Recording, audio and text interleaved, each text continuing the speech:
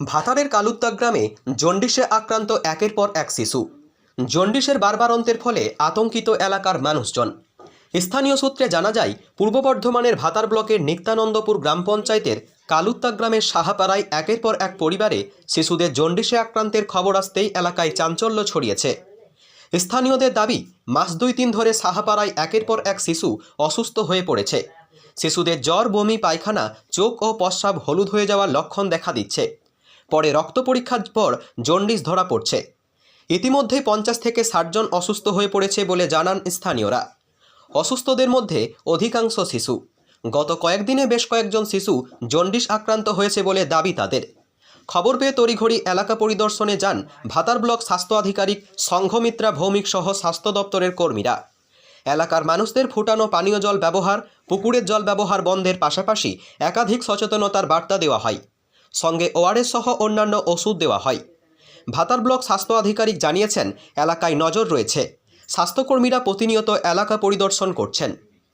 স্থানীয়দের আরও দাবি, পানীয় জল থেকে জন্ডিস আক্রান্ত বাড়ছে।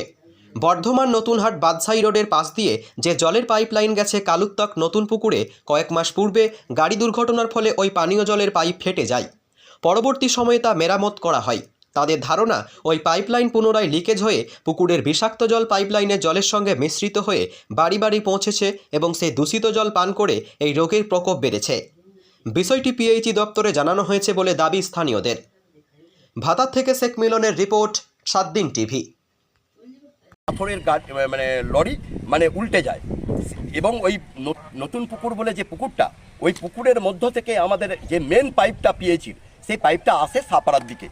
সেই পাইপ ফেটে যাওয়ার পর তাকে রিপেয়ারিং করা হয়েছিল, কিন্তু পরবর্তীকালে যেটা জানা যাচ্ছে যে রিপেয়ারিংটা আবার লিক করছে। সেই লিকেজের মধ্যে দিয়ে নতুন পুকুরের যে নোংরা জল, সেই জল আমাদের যে পিএইচই জল সরবরাহ করছে, মিশ্রিত হয়ে জলটা সরবরাহ হচ্ছে।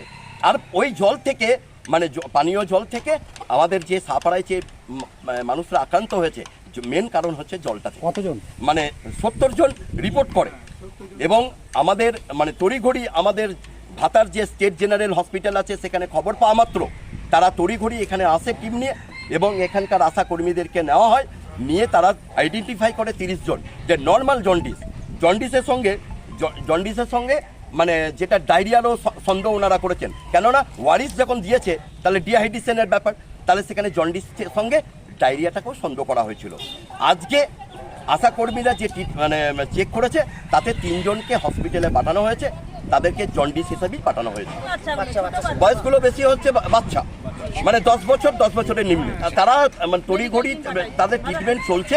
তা ওষুধপত্র বাকি যে 27 জন আছে, তাদেরকে কিন্তু ওষুধপত্র দিয়েছে। ওয়ারিস যাকে দেওয়ার ওয়ারিস দিয়েছে, বাকি 3 জনকে তাদেরকে হসপিটালে।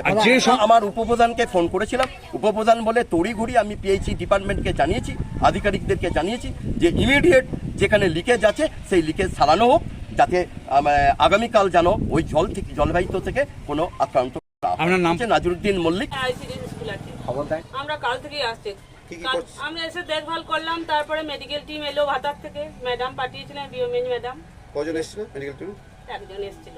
কালকে দেখলেন, রিপোর্ট পত্র দেখলেন, তারপরে করলেন, ওআরএস দিলেন। আবার আজকে 3 জনকে পাঠানো হয়েছে। 70 জন হবে।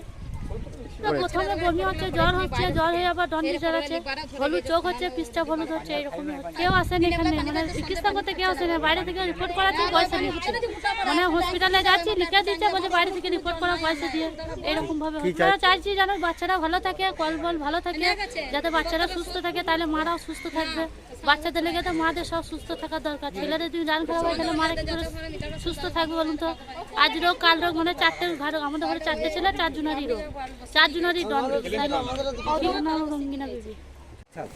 আমার বাচ্চার প্রথম ওই পেটে বাজছিল, পেটে বাজতে বমি করছিল, বমি করতে করতে তারপরে একটু জ্বর আসছিল, আস্তে আস্তে তারপরে এই বমি হচ্ছিল, কিছু খেতে পাচ্ছিল না, যাই খাচ্ছিল তুল দিচ্ছিল। তারপর ভাতার হসপিটালে নিয়ে গেলাম, ভাতার হসপিটালে ভর্তি করলাম। তারপর বাইরে থেকে সব রিপোর্ট করা হয়েছে, লিভারে অ্যাটাক করেছে। কি জন্ডিস হয়েছে? জন্ডিস, একদম পুরো জন্ডিস। এটা কতদিন ধরে ভুগছিল ছেলেটা? ছেলেটা ভুকার মাত্র, আমার ছেলেটাও তাও 1 সপ্তাহ হবে। তার বেশি হবে না। এবার ইয়ার আগে থেকে আমাদের প্রায় 3 মাস 4 মাস থেকে হচ্ছে সব ছেলেদেরই লিভারে, অনেকজনের লিভারে ধরে গেছে, অনেকজনের ডন্ডিস হয়ে গেছে, অনেকজনের পায়খানা বমি, অনেকজনের জ্বর, অনেক রকমের ভুগছে আর কি। আপনার ছেলের বয়স কত? ডন্ডিস বেশিরভাগ হয়ে গেছে। আপনার ছেলের বয়স কত? আমার ছেলে বয়স 9.5 বছর।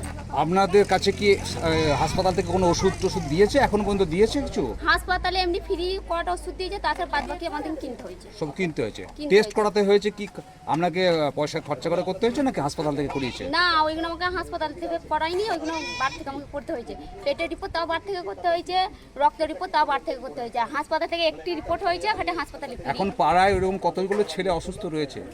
এখন অনেক ছেলে, এক ভালো হচ্ছে, এক হচ্ছে, এক ভালো হচ্ছে, প্রত্যেক ছেলে দিদি হচ্ছে। কি মনে হচ্ছে আপনাদের কেন এই সমস্যাটা হচ্ছে?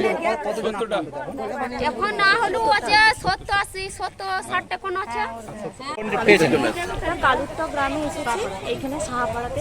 কি খবর, কি নিয়ে আসছে, কি সমস্যা এখানে? এখানে একটু বলা হয়েছিল যে একটু জন্ডিসের একটা আউটব্রেক হয়েছে, তিনজনের কাছে পাওয়া গেছে, তাই জন্য হচ্ছে এসেছি। দিদি গ্রামের কালকে মেডিকেল সঙ্গে সঙ্গে খবর পাওয়ার সঙ্গে সঙ্গে সবাই আমাদের মেডিকেল টিমে, মানে সবাই স্বাস্থ্যকর্মীরা, আশা দিদিরা, মেডিকেল টিম, মানে ভাতার হসপিটাল থেকে মেডিকেল টিম ম্যাডাম সঙ্গে সঙ্গে অ্যারেঞ্জমেন্ট করেছেন। সঙ্গে সঙ্গে আমাদের ম্যালেরিয়া আরডিটি কিট টেস্ট করা হয়েছে, ওআরএস দেওয়া হয়েছে, মেডিকেশন দেওয়া হয়েছে, রেফার করা হয়েছে, সব করা হয়েছে।